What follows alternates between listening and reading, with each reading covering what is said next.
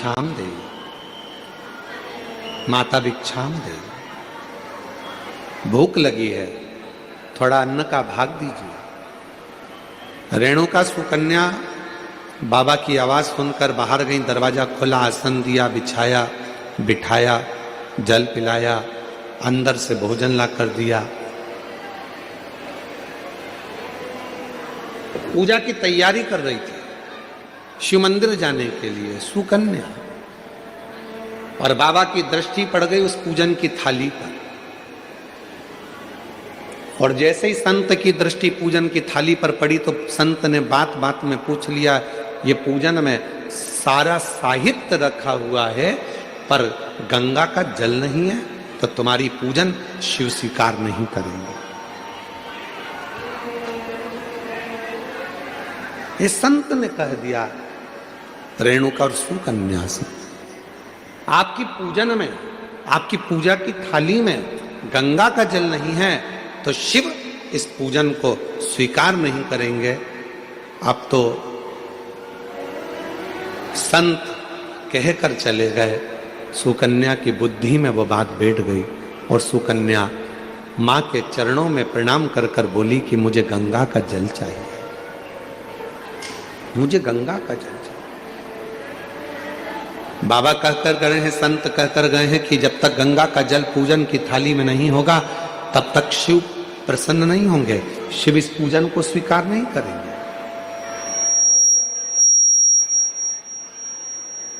अगर भगवान शंकर को पूजन स्वीकार करना है, अगर भगवान शंकर को पूजन स्वीकार करना है तो गंगा का जल का होना जरूरी है। स्कंद पुराण कह रही है कि सुकन्या और रेणुका दोनों आंखों में जल भर ली, कहा एक काम करो सुकन्या, तुम गंगोत्री चली जाओ और गंगा जी के उद्गम से गंगा जी का जल लेकर आ जाओ। जाओ। सुकन्या हाथ जोड़कर बोली, मां मैं अकेली कन्या, मैं अकेली स्त्री गंगा का जल लेने के लिए कैसे जाऊंगी?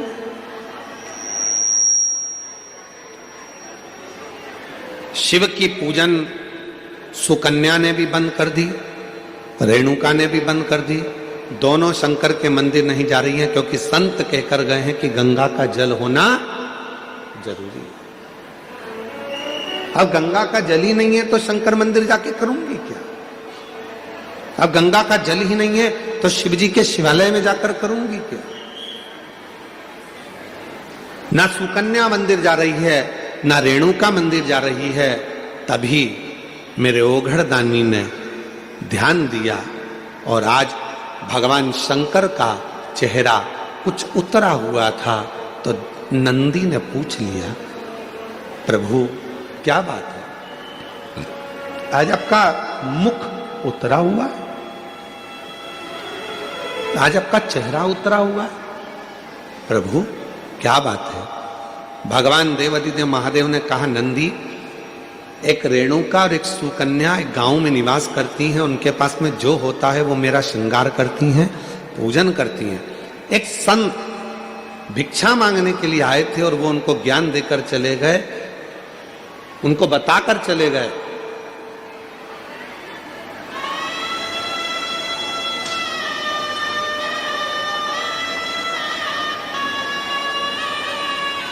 कि गंगा के जल के बिना शिव पूजन को स्वीकार नहीं करते। ना मां मंदिर जा रही है, ना बेटी मंदिर जा रही है, दोनों विचार में लगे हैं कि गंगा का जल कहां से लेकर आए, गंगा का जल कैसे लेकर आए, दोनों विचार।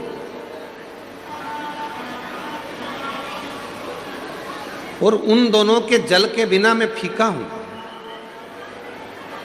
तभी भगवान शिव के पास से नंदी दौड़ कर गए, आप चिंता मत करो, आपका चेहरा उतरा हुआ देखकर, मुख उतरा हुआ देखकर मुझे अच्छा नहीं लग रहा।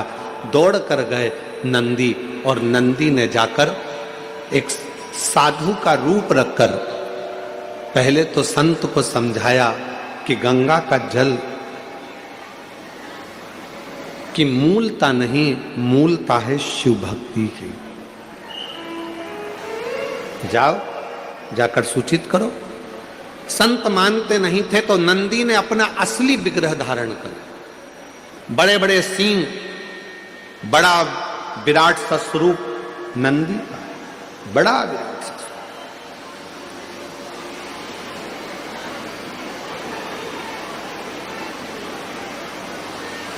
और इतना विराट स्वरूप नंदी का था, इतना विराट स्वरूप नंदी का था, नंदी जैसे ही सामने जाकर उस संत के खड़े हुए और अपनी पूंछ का एक बाल संत के ऊपर जो घुमाया, इतने में संत जमीन पर पड़ गए, हाथ जोड़कर बोले मुझसे क्या गलती हो गई।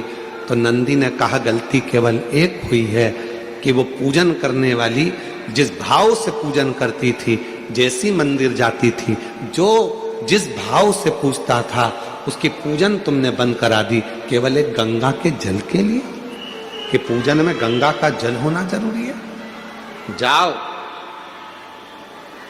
नंदी ने कहा संत, ए साधु, जाकर वो रेणुका और सुकन्या से जाकर कहो कि जब शंकर भगवान के ऊपर एक लोटा जल चढ़ता है, जब शिव जी के ऊपर पानी की एक बूंद गिरती है, जब शंकर भगवान के ऊपर अगर कोई साधारण जल भी चढ़ता है तो वो शंकर के ऊपर चढ़ा, और जैसे उनके शिवलिंग पर चढ़ा, जटा से लगा, तो वो अपने आप गंगा जल बन जाता है, अलग से गंगा जल की जरूरत नहीं पड़ती।